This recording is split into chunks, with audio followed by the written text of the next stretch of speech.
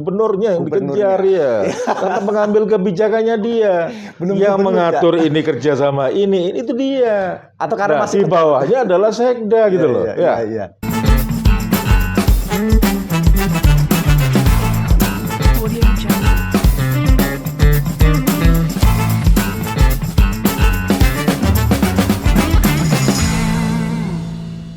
Bertamu, berbincang tatap muka, berbagi cerita, ide dan pengalaman bersama Cak Nawa, Wakil Ketua DPRD Provinsi Banten. Assalamualaikum, Cak Nawa. Waalaikumsalam, Sampurasun. Oh, ya. Ini enaknya ketemu sama Cak Nawa itu selalu ada inspirasi baru. Karena banyak quote-quote yang kadang-kadang quote-nya itu kalau kita refleksiin itu oke-oce itu kan. Masa sih? Iya, Cak. Kayak kemarin kan itu. Masa depan kita harus selalu menatap ke depan. Iyalah. Ya, karena Kalau ke belakang kan pakai spion loh. Pakai spion, Iya kan? iya. Kalau natap kan pasti ke depan. iya. Tapi teman-teman, beliau itu punya nama sebenarnya Muhammad Nawa Said Dimyati. Itu. Iya. Itu. Jadi Nama pemberian orang tua. nama pemberian orang tuanya ya, Cak. Nah, tapi sebelum kita ngomong soal tupoksi Cak Nawa sebagai Wakil Ketua DPRD Provinsi Banten, koordinator di Komisi 2 ya, Cak. Iya, Komisi 2. 2 itu bidang ekonomi, perdagangan, itu ya, perpajakan, perbankan, itu ya, UMKM, wisata itu. Jadi banyak sekali isu yang bisa kita diskusikan dengan Cak Nawa. Jadi gini, koordinator komisi itu bukan atasan komisi, bukan atasan komisi ya, Cak. tetapi lebih banyak sifatnya administrasi. Kalau pimpinan DPRD ini sebenarnya tupoksinya ke seluruh Keseluruhan. OPD. OPD. Di kami berlima itu ke seluruh OPD. Cuma memang dari sisi administrasi kami diberikan tugas oleh Ketua DPRD untuk mengkoordinasi kegiatan-kegiatan yang dilakukan oleh Komisi 2 agar selaras dengan apa yang kita sudah rumuskan di dalam badan musyawarah. Jadi bukan atasan salah. Ya. itu. Jadi lebih ini ya, Cak ya. Lebih administratif. Lebih administratif sifatnya. itu. Oke. Nah, oke. Cak, sebelum kita ngomong soal yang serius tadi, itu ya tugas tuh. Saya tuh penasaran, Cak. Kenapa dipanggil Cak Nawa itu? Saya sendiri juga bingung. Kenapa saya dipanggil Cak Nawa? Saya itu memang lahir di Pacitan, besar di Malang. Almarhum ayah saya itu Pacitan, sedangkan ibu saya Malang, Jawa Timur. Saya di rumah itu dipanggil Mas. Mas. Jadi ya. adik-adik saya manggil saya Mas. Kalau ibu saya, bapak saya atau kakak-kakak itu manggil saya Kenang. Kenang. Jadi nama kesayangan di rumah itu Kenang. Nah, ketika di Malang mungkin karena saya orang berasal dari Jawa Timur, teman-teman di komplek saya tinggal di Kota Bumi itu manggil saya Cak. Cak. Jadi sampai sekarang Cak Nawa. Sampai sekarang. Sampai sekarang. Jadi itu panggilan dari waktu Bujangan. bujangan. Waktu bujangan pas tinggal di Tangerang. Ketika masih di Malang, Mas. Mas. Oh, berarti setelah hijrah ke Tangerang ini Iya, dipanggil teman-teman Cak. itu, Cak. Iya. Kalau keluarga besar saya manggilnya, kalau adik-adik Mas semua. Padahal kan biasanya panggilan Cak itu kan untuk orang Madura ya, Cak ya? Oh enggak, Jawa Timur. Oh, Jadi hampir seluruh Jawa Timur. Madura itu memang ada pulau, ya. Di situ ada beberapa kabupaten ya. Tetapi masyarakatnya ini kan nyebar kemana-mana. Ya. Karena memang orang asli Madura ini kan memang sejak zaman dulu sudah punya peranan yang cukup bagus juga, termasuk di daerah Malang. Nah, di Malang itu ada yang komunitas atau sebuah wilayah yang bahasa ibunya bahasa Madura. Di Surabaya juga sama, Pasuruan sama, ya. Probolinggo apalagi. Jadi wilayah-wilayah situ itu ada yang memang bahasa ibunya bahasa Madura. Bahasa Madura. Walaupun tidak di Madura ya, Cak? Tidak di Madura. Kebetulan kalau saya bahasa ibunya bahasa Jawa. Bahasa Jawa. Bahasa Jawa. Ya Madura dikit-dikit bisa. Ya. Lagi trending topik nih, Cak, sekarang Madura itu. Ya. Apa itu? Gara-gara Madura Mart. Madura Mart. Ada-ada aja itu. Hari gini masih ada diskriminasi itu. Iya. Mas Masa banget sebenarnya kan Cak. orang sama- Madura nggak boleh jualan malam hari. Orang nyari rezeki Tuhan yang penting halal, nggak Iya, melanggar peraturan perundang-undangan kan. Padahal kan kita Harus diberikan terbantu, kesempatan. sekali, Cak. Terbantu, dengan, iya. terbantu sekali dengan kehadiran apa ya teman-teman dari Madura yang punya warung kelontong 24 jam kan. Ya aku bingung itu. Ya lucu lah kadang-kadang lah. Kan nggak boleh Hmm. ada diskriminasi. Salah satu concern kebangsaan kita itu adalah memerangi 4 hal. Salah satunya adalah sara. Sarah. Ketika orang dikaitkan dengan suku bangsanya, Ya. ini kan sebenarnya sara.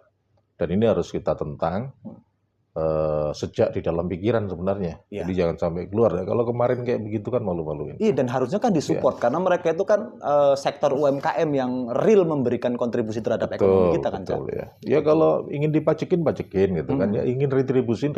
Iya. Tapi tidak boleh, tidak elok. Iya.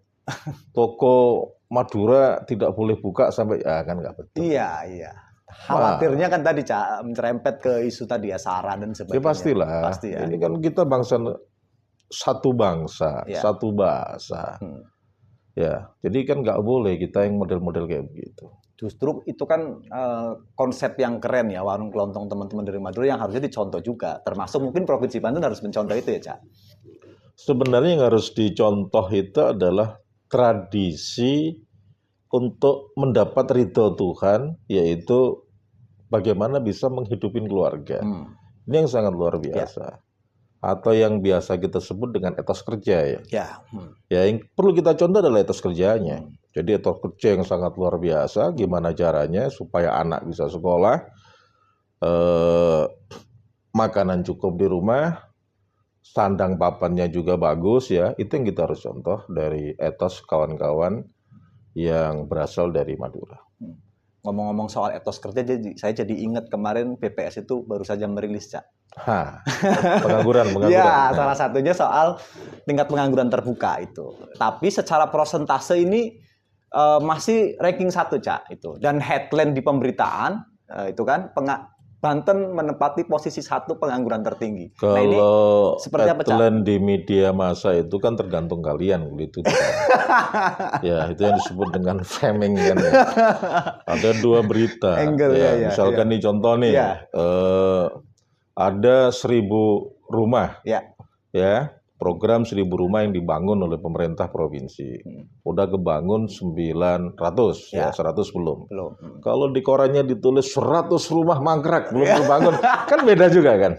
Nah, sama juga terkait dengan peran pemerintah Provinsi Banten, baik itu gubernur maupun DPRD dalam mengurangi angka pengangguran. Nah, ini penting sebenarnya dari setiap tahun angkanya itu turun terus. Setiap tahun. Jadi jumlah pengangguran di Provinsi Banten itu selalu berkurang dari tahun ke tahun.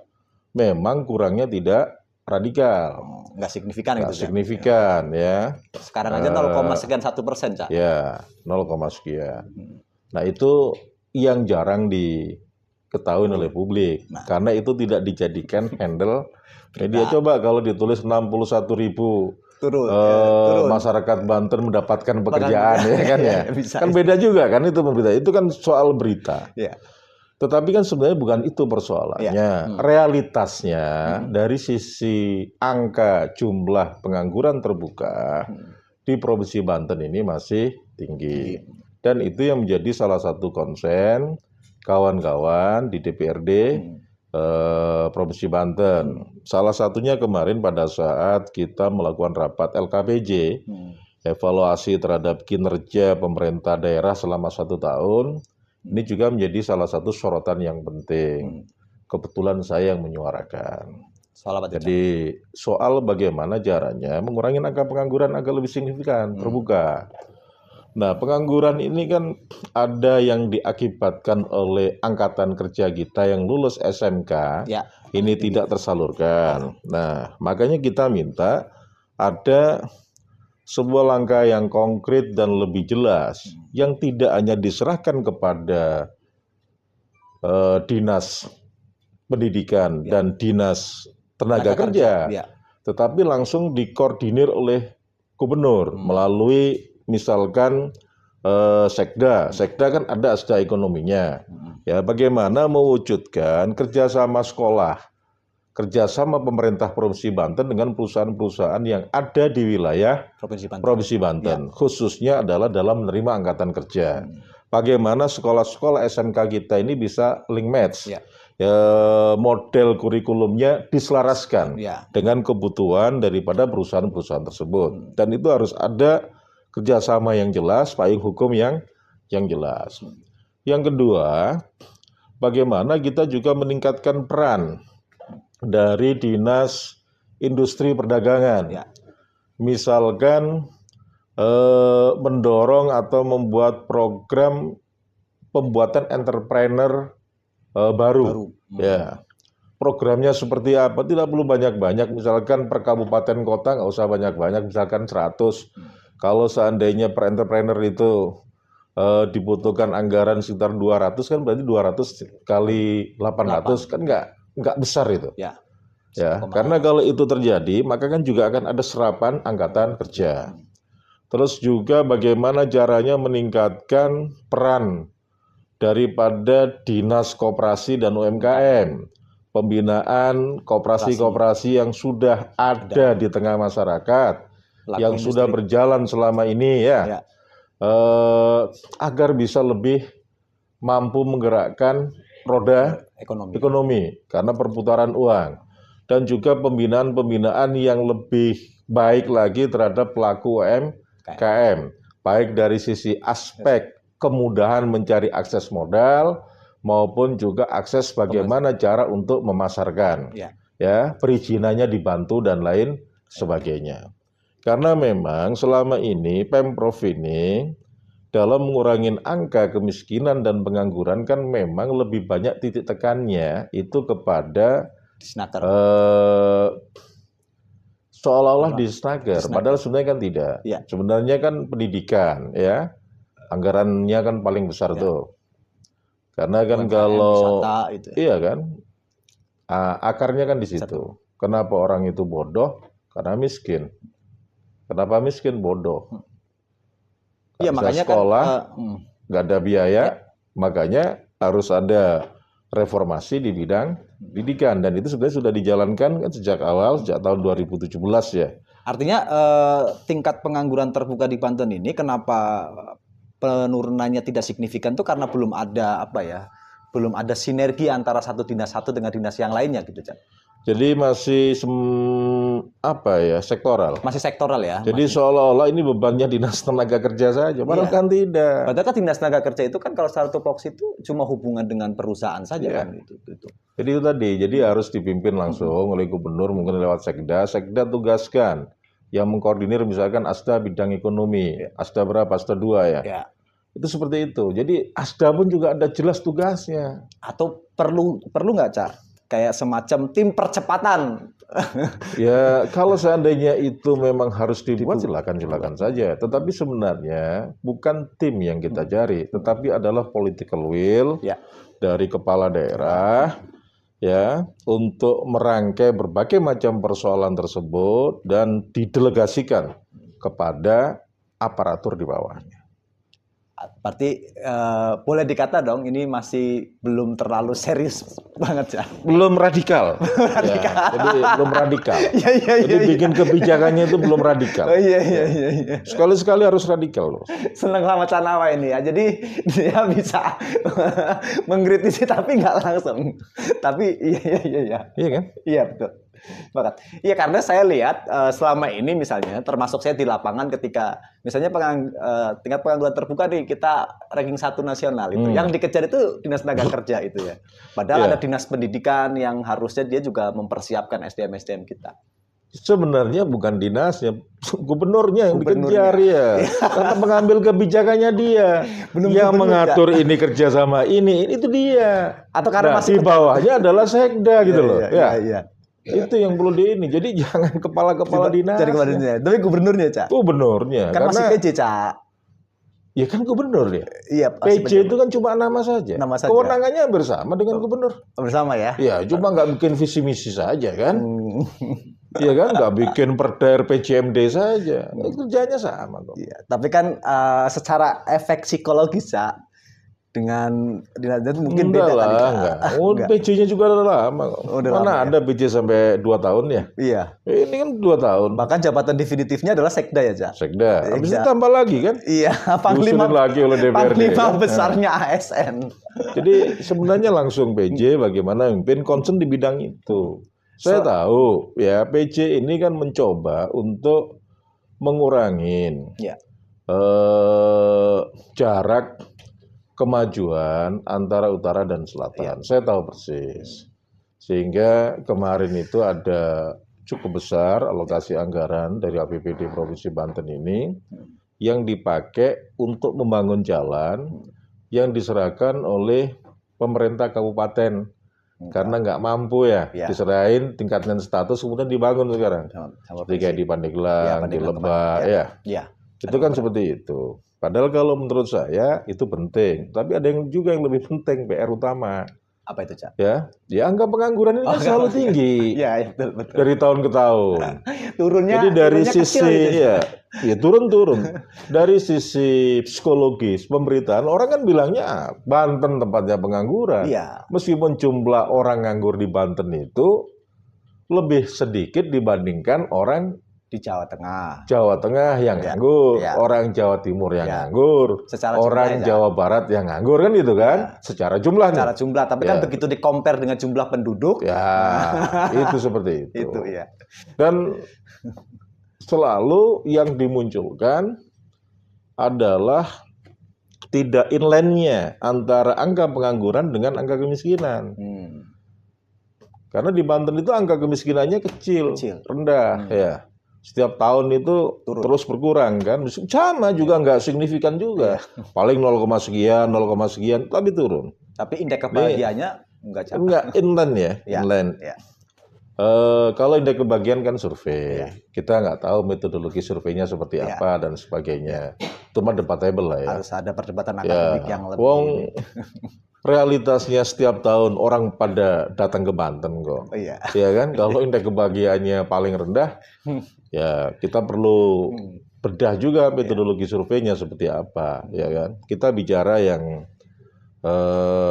menurut saya yang memang selama ini memang menjadi salah satu persoalan di Banten. Wong Tolib aja bahagia sebentar lagi kawin. Oh iya. Kalau nggak bahagia kan nggak mungkin nikah itu. Ya, karena kenapa masyarakat itu menjadi sorotan penting karena kan Banten ini kan salah satu daerah yang industrinya cukup besar itu Cak itu. Dulu. Sekarang udah mulai berkurang. Berkurang lah. Kan ada kemarin pejabat atau kepala daerah yang berikan insentif terhadap orang-orang yang sudah berusaha, pengusaha-pengusaha untuk memindahkan di lokasinya dengan dikasih upah yang murah, ya Karena kan? di sini tinggi Kak. Dikasih ini itu, ya. Itu kan lucu. Masa masyarakatnya sendiri, warganya sendiri suruh kerja, tapi dikasih upah yang murah yang ditawarkan. Selain political will dari gubernur itu ya, apapun namanya lah ya, mau PJ atau gubernur definitif nanti itu, apa Pak PR yang paling mendasar itu sehingga kok kita tadi penurunannya nggak signifikan? Apakah karena SDM kita juga nggak siap bersaing dengan SDM dari luar atau seperti apa, Cak? Sebenarnya nggak. Karena kan kalau dilihat dari angka ini kan SMK ya yang penyumbangnya terbesar juga. Jadi kan sebenarnya kalau itu nanti sudah dibuat kerjasama dengan perusahaan, ya selesai itu persoalannya. Itu kan banyak faktor, Mas, termasuk salah satunya upah dan sebagainya. Itu yang perlu diurai ya, sehingga angkatan kelulusan kita, terutama di SMK dari setiap tahun ini yang diterima kan semakin banyak. Tetapi juga di sisi lain, sebenarnya kalau kita kaitkan dengan angka kemiskinan, itu banyak orang Banten yang punya usaha. Ya. Karena kan gini, pengangguran itu, apa sih definisi pengangguran? Definisi pengangguran itu adalah orang yang kerja kurang dari 5 jam setiap harinya. Lo juga masuk definisi pengangguran, lo kan nyampe 5 jam kan kerjanya, ya. 27 jam, Cak, kita kerja. Enggak lah. Ya, sehari nggak nyampe itu dihitung kali 5 ya. 5 kali 6 dihitung kali 6. Jadi 36 36 ya, 36 jam per minggu. Karena di Itu kalau- Undang-Undang Tenaga Kerja itu 8 jam ya, Cak. Ya. Itu dianggap orang belum bekerja, pengangguran. Tetapi kan faktanya, loh yang miskin kok dikit, yang nganggur banyak, kenapa yang miskin dikit? Bisa jadi mereka kerja di sektor-sektor yang memang secara definitif tidak masuk sebagai pekerja oleh ukuran BPS, kan gitu. Konten kreator misalnya kali itu. Konten kreator, jualan nasi uduk pagi, jualan Gamer. ya model-model kayak begitu. Terus kemudian yang lebih banyak berusaha di digital, urusan digital ya, tetapi belum punya izin segala macam gitu kan. Jadi ya banyak faktor. Berarti sebenarnya harus ada beberapa indikator yang dirubah soal definisi baru soal kerja kali ya. Nah, itu urusan BPS ya. Urusan BPS. Saya nggak mau ikut ngurusin itu kan. Tetapi faktanya harusnya di mana-mana angka pengangguran dengan angka kemiskinan itu inline. Iya, harusnya. Ini kan enggak. Itu tadi karena faktor-faktor itu. Karena mungkin kayak Mas Firman ini dia kerjanya juga nggak kelihatan. Nggak akan masuk. Kalau di data survei itu nggak akan masuk sebagai orang yang bekerja. Tapi mobilnya 2. Tapi pengangguran. Ya punya tuyul. Karena punya tuyul. Karena punya tuyul. Tuyul AdSense. Oke, tapi tadi saya menarik, Ca. Jadi sekolah-sekolah kita itu juga perlu melakukan perubahan kurikulum sehingga link and match itu ya.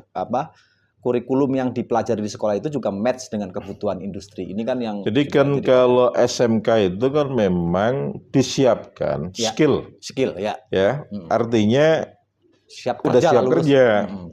Nah, makanya skill itu diselaraskan. Seperti kata Mas Supri tadi.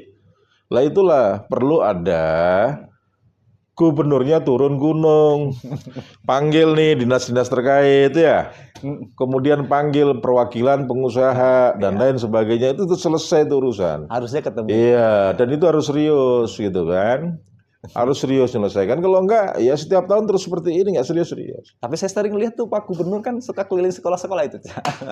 Ya kan keliling kan bagus, silaturahmi. Cuma kan hasil silaturahminya itu apa kan saya kagak tahu kan ya. Iya, dia harus bisa menangkap pesan itu ya, pesan Betul. persoalan itu. Jadi pesan itu yang harus bisa ditangkap. Persoalan itu apa yang ditangkap di situ, kemudian diolah, diformulasikan, kemudian dituangkan dalam sebuah program yang solutif. Iya, karena kan Banten itu kan kalau kita ngomong masalah sih sebenarnya nggak selesai. Saya juga pengen coba balikan, Cak. Kita ini kan sebenarnya punya banyak potensi ya, potensi perkebunan kita punya itu ya, duren kita juga punya banyak hal, wisata kita punya. Ini kan kayaknya juga potensi-potensi yang bisa kita juga kelola dengan baik sehingga tadi bisa menyerap itu. Nah ini upaya ke sana sebenarnya sudah dilakukan belum, Cak? Jadi kembali lagi kepada politik anggaran yang dibuat oleh DPR, yang dibuat oleh TAPD, yang ketahuan.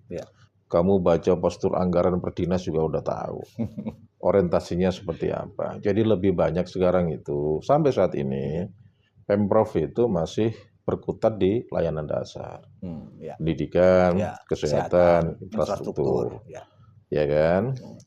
Nah, saya berharap jadi jangan terus-terusan di sini. Ya kalau terusan di sini kan berarti nggak ada progresnya kan, Bos? Harus naik kelas ya, Cak ya. Iya. Jadi suatu saat itu saya berharap misalkan alokasi pagu anggaran untuk Dinas Pertanian itu lebih besar dibandingkan Perkim.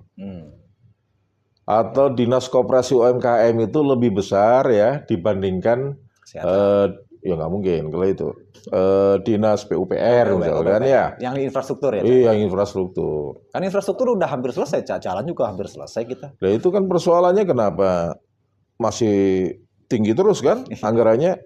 Artinya kan belum selesai. Nah itu kita pengen tanyain ke Canawa itu. Ya. Ya belum selesai tadi karena bantu wilayah yang belum selesai. Karena biasanya masyarakat itu kan lebih banyak nyorotin misalkan jalan rusak, jembatan hancur dan sebagainya kan. Dan itulah yang mungkin menggerakkan kerentak kebijakan dari PJ Gubernur. Kan udah 11 ruas jalan, Bos. Yang baru diserahkan oleh pemerintah kabupaten kota. Harusnya Dan udah enak, selesai. Cak. Kalau di infrastruktur itu terlihat, Cak. Kalau di infrastruktur kan kelihatan itu. Bisa terlihat, bisa juga komisinya gede. Kita nggak tahu itu kan. ini kalau kita terusin agak bahaya ini ya soal komisi itu.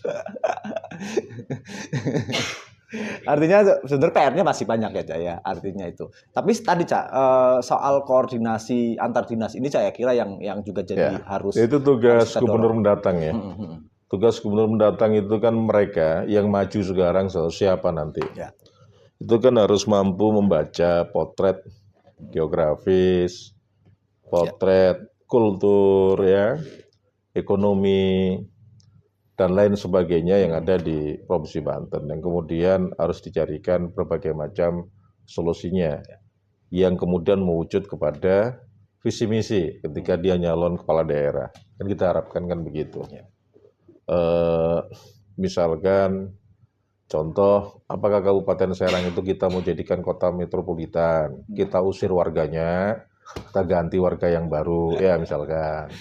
Kota Serang Apakah kota provinsi. Saya bilang Kabupaten Serang misalkan, atau mungkin Kabupaten Tangerang, mau seperti itu, ya itu kan kudu jelas, ya karena kita ini kan sekarang lebih terjebak kepada kata membangun itu membuat sesuatu yang baru, bukan memperkuat sesuatu yang sudah ada, mengembangkan sesuatu yang sudah ada.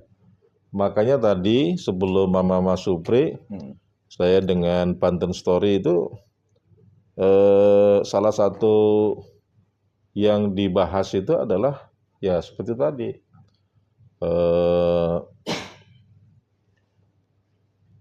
Mau jadi apa nanti Banten itu?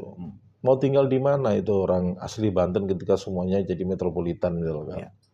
Karena bangunnya bukan bangun menguatkan sesuatu yang sudah ada, mengembangkan sesuatu yang sudah ada, tapi mengusir dan membuat sesuatu yang baru.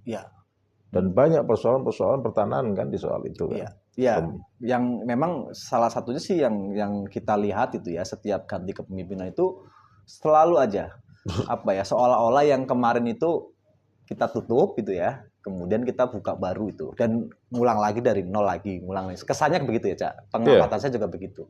Padahal kan kalau kita ini ya flashback lah ya, sekali ngomong sedikit sejarah. Padahal kan kalau kita ngomong sejarah Banten, bahkan di zaman Sultan Banten saja ketika merebut dari Banten Girang, aku ngelihatnya pondasi ekonomi yang sudah dibangun di masa Banten Girang itu tidak dilanjutkan.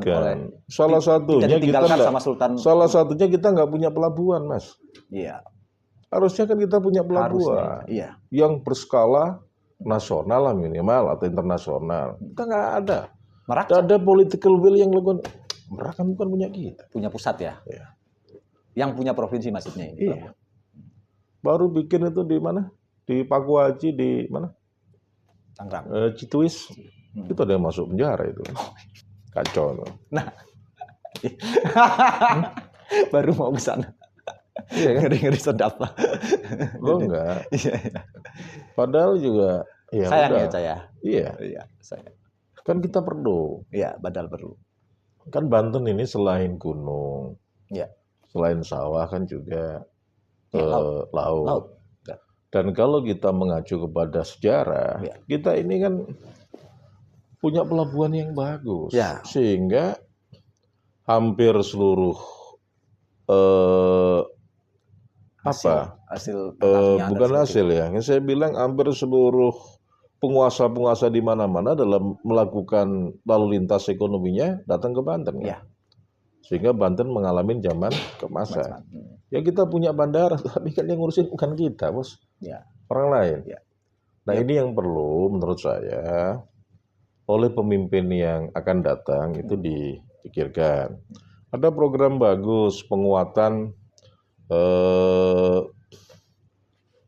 pengelolaan manajemen pondok pesantren.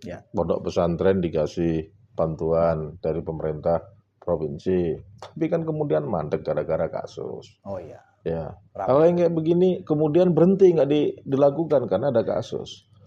Jadi ya bingung kita.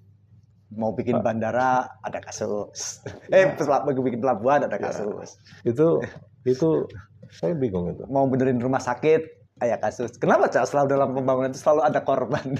Waduh, itu jangan tanya ke saya. Ya. Tanya ke dia noh. Jangan tanya ke saya, bahaya itu nanti. Isu lain yang juga lagi jadi sorotan masyarakat itu terkait Bank Banten, Cak. Nah, kenapa Bang Banten? Bank Banten ini kan kemarin katanya cetak sejarah nih. Untung 26 miliar. Secara angka mungkin nggak fantastis, tapi secara rekor ini sejak Juni 2016 kali pertama itu ya mencatatkan sejarah ini. Nah, melihat prospek itu gimana, Cak? Saya mah seneng kalau itu betul. Hmm. Dan saya kan nggak mau menanggapin secara lebih panjang ya soal itu. Enggak, kita ngomong Karena potensi saya Bank Banten tahu ke depannya, gitu, Cak. karena saya tahu beberapa sumber juga. Ya. Jadi saya anggap itu betul lah. Dan masyarakat Banten perlu nabung di Bank Banten kan gitu kan.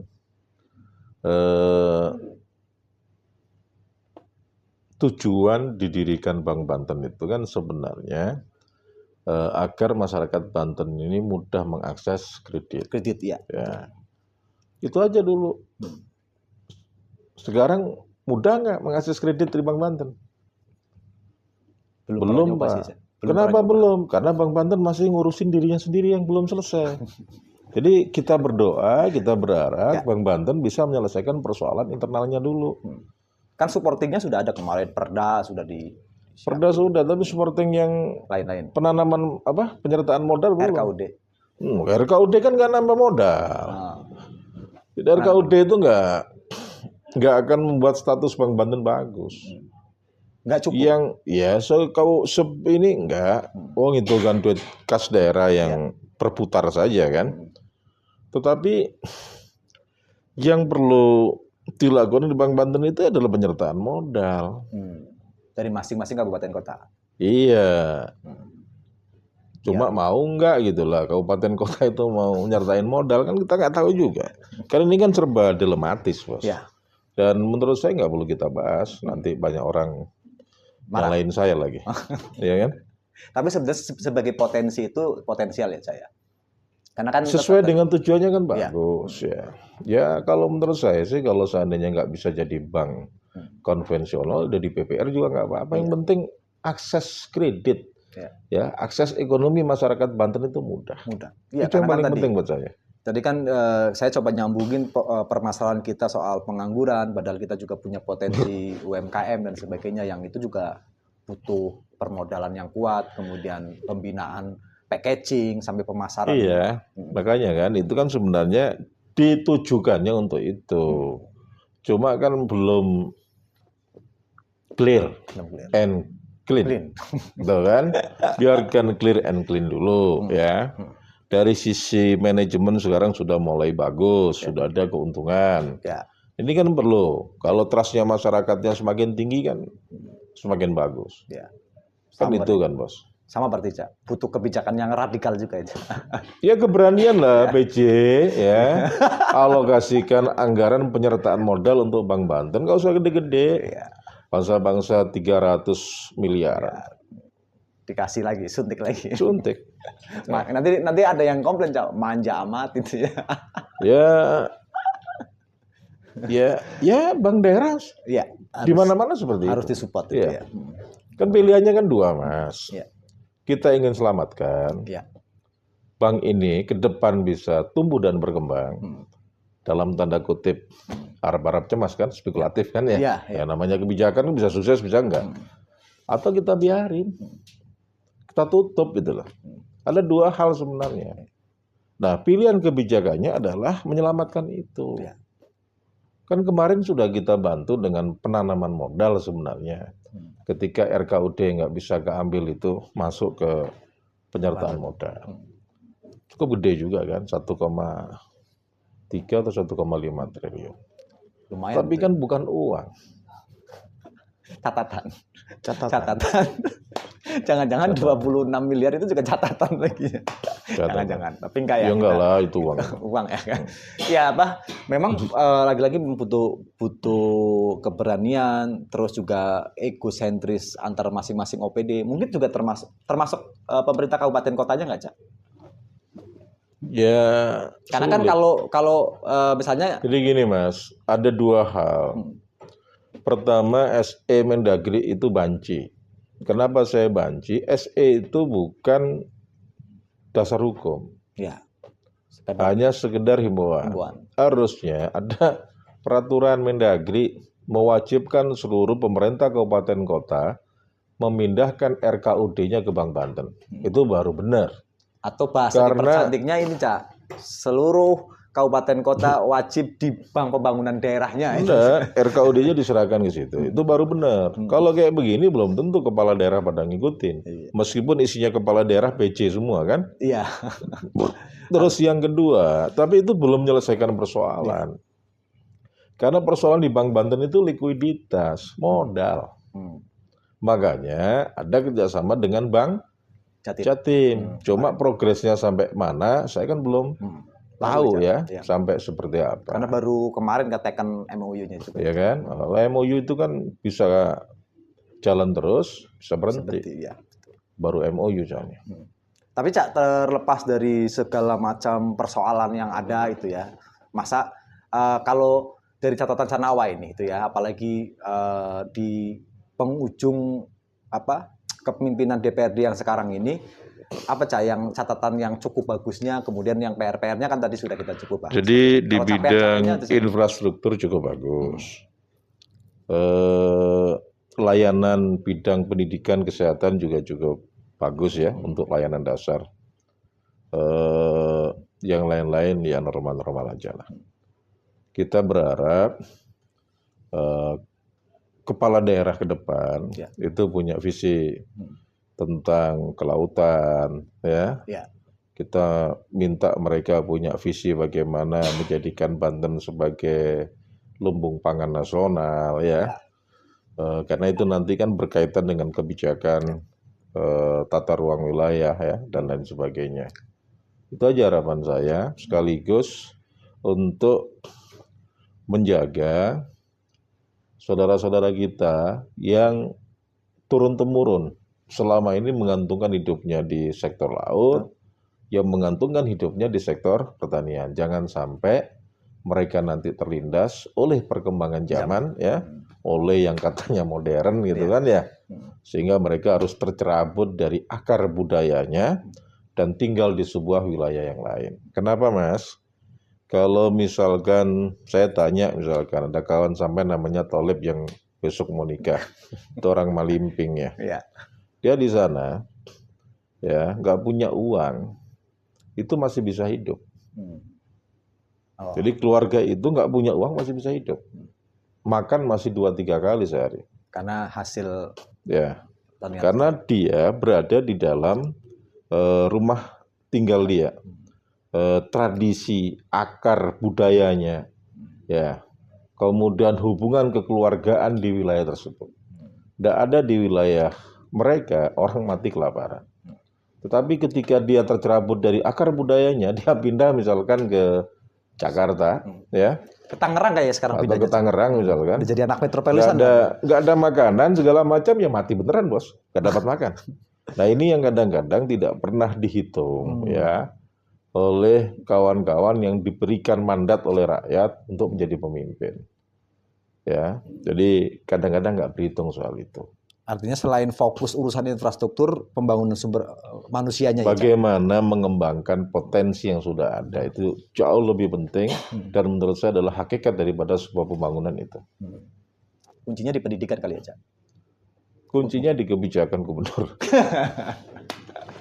Ya, Kayaknya kuncinya di kebijakan gubernur, terus kemudian juga keberanian daripada masyarakat Ya. dan juga kepedulian dari teman-teman media, ya, karena media ini kan mata telinganya publik. Jadi ketika medianya selesai dengan amplop-amplop yang agak jelas begitu, sehingga nggak nulis berita, ya repot juga kan. Mas. negeri amplop. Negeri amplop ya. Ini sebenarnya pesan secara tidak langsung Cak Nawa untuk para tokoh terbaik Banten nanti yang akan menjadi calon pemimpin di Banten itu harus berani mengambil kebijakan yang radikal. Radikal. Berdasarkan akar budaya Provinsi Banten. masyarakat dan provinsi Banten. Oke, siap. sayang sekali waktunya kita ini Cak terbatas itu ya space-nya itu kelas 1. Mungkin apa Cak pesan terakhir ya buat seluruh pemangku kebijakan di Provinsi Banten, teman-teman OPD, termasuk teman-teman masyarakat itu. Saya lebih senang pesan kepada masyarakat karena kita mau pilkada ya. Ambil duitnya, pilih sesuai dengan hati nurani. Lihat apa yang dia tawarkan, visi misi yang dia kampanyekan, dan yang kedua lihat track record dari calon-calon tersebut. Uangnya ambil, ya, tapi pilih sesuai dengan penilaian, sesuai dengan hati nurani. Terima kasih. Terima kasih banyak Cak Nawa, sehat selalu. Quote of the day hari ini apa Cak? Apa ya? Tolip mau kawin. Terima kasih banyak Cak.